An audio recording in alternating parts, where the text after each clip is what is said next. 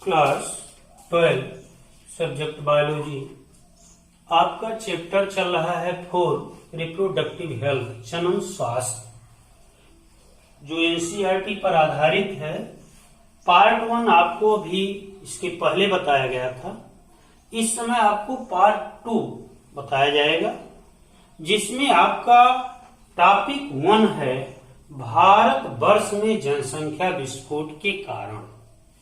English में case of population explosion in India, ये topic आपका चल रहा है, जिसे हम प्रायः मृत्यु दर में गिरावट, कमी, किंतु जन्म दर में तीव्र वृद्धि के कारण किसी स्थान विशेष की जनसंख्या में होने वाली आकस्मिक और अप्रत्याशित वृद्धि जनसंख्या विस्फोट को जनसंख्या विस्फोट कहते हैं। पुनः एक बार फिर देखेंगे। मृत्यु दर में गिरावट या कमी तथा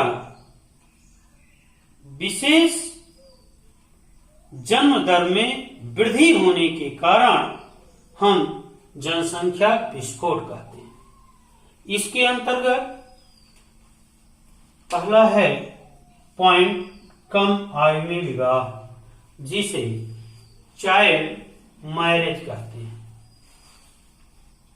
इसमें क्या होता है, पहले के लोग अधिकतर कम उम्र में बच्चों की शादी कर देते थे, इसलिए इस पर जनसंख्या पर काफी प्रभाव पड़ता था, जनसंख्या अधिक होता था, इसलिए इसे बाल विवाह कहते हैं। इस पर रोक लगा दिया गया।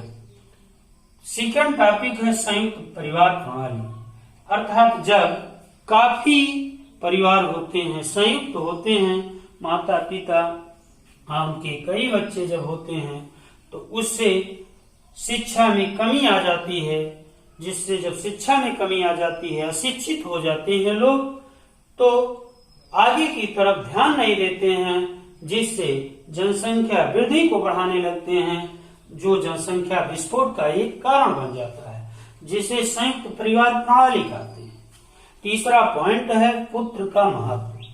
हमारे यहाँ कुछ लोग पुत्र का महत्व अधिक देते हैं, पुत्रियों का महत्व कम देते हैं, क्योंकि वो सोचते हैं कि पुत्र जो होते हैं वो और इस लड़कियों में काफी वो अपने को अंतर समझते हैं, इसीलिए इनका मोह होने के कारण इनका महत्व देते हैं, जिससे जो है जनसंख्या विस्फोट पर काफी प्रभाव पड़ता है। चौथा पॉइंट है अशिक्षा। अशिक्षा का अर्थ है शिक्षित ना होना, अर्थात जो लोग शिक्षित नहीं होते हैं वो भी ध्यान नहीं देते हैं, जनसंख्या को बढ़ा देते हैं, इसलिए शिक्षा का होना जरूरी है। अशिक्षा से भी जनसंख्या विस्फोट पर काफी प्रभाव पड़ता है। पांचवा पॉइंट है अंधविश्वास। अंधविश्वास अर्थात कुछ लोग बच्चे को पैदा होना क्या मानते हैं, ईश्वरी देन मानते हैं। ज्यों-ज्यों कई अधिक बच्चे हो जाते हैं, फिर भी वो मानते हैं कि मेरा देन नहीं है, ये ईश्वर का देन है, उनमें ज्यादा विश्वास रखते हैं, इसलिए इन सब कारणों से जनसंख्या विस्फोट बन जाता है, जनसंख्या अधिक हो जाता है। तो अंधविश्वास लोगों में नहीं होना चाहिए, अंधविश्वास भी इसका एक कारण बनता है। आगे आपका दिया गया है scientific method of family planning. कुछ वैज्ञानिक विधियां दी गई हैं जो फैमिली प्लानिंग के अंतर्गत आते हैं, परिवार नियोजन के अंतर्गत आते हैं, परिवार को कंट्रोल करते हैं, जिसमें आपके अस्थायी विधि दिए गए हैं। अस्थायी विधि में रासायनिक विधियां हैं। रासायनिक विधि वो विधि कहलाता है जो रासायनिक विभिन्न प्रकार के दवाओं का, केमिकलों का उपयोग करके और इसको कंट्रोल किया जाता है, अर्थात जन क्षमता को रोका जाता है, जिससे जनसंख्या का बढ़ावा न हो सके, जिसे रासायनिक विधि कहते हैं। दूसरा पॉइंट यांत्रिक विधियां, मैकेनिकल विधियां। कुछ यांत्रिक विधियां दी गई हैं जिसके अंतर्गत काफी जनसंख्या को कंट्रोल किया जा सकता है। अगला पॉइंट परमानेंट मेथड।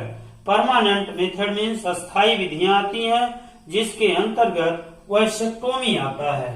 वैसेक्टोमी,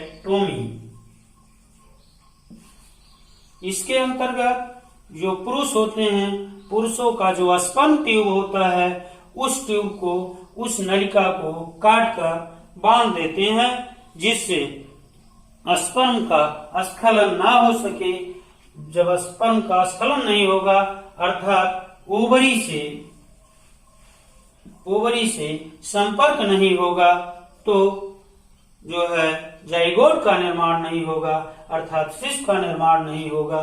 इसलिए ये विधि अस्थायी विधि मानी जाती है जिसे हम नसबंदी कहते हैं, पुरुषों का नसबंदी कहते हैं। अगला आपका पॉइंट है इसी तरीके से ट्यूबेक्टोमी। ट्यूबेक्टोमी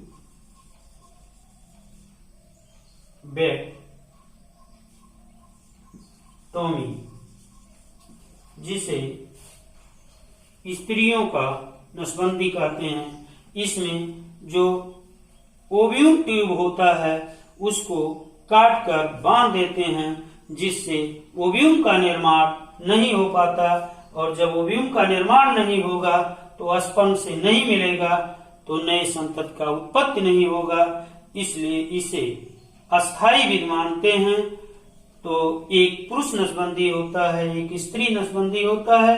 ये दोनों परमानेंट मेथड आते हैं जो जनसंख्या को कंट्रोल करने के लिए उत्तरदायी होते हैं। Thank you.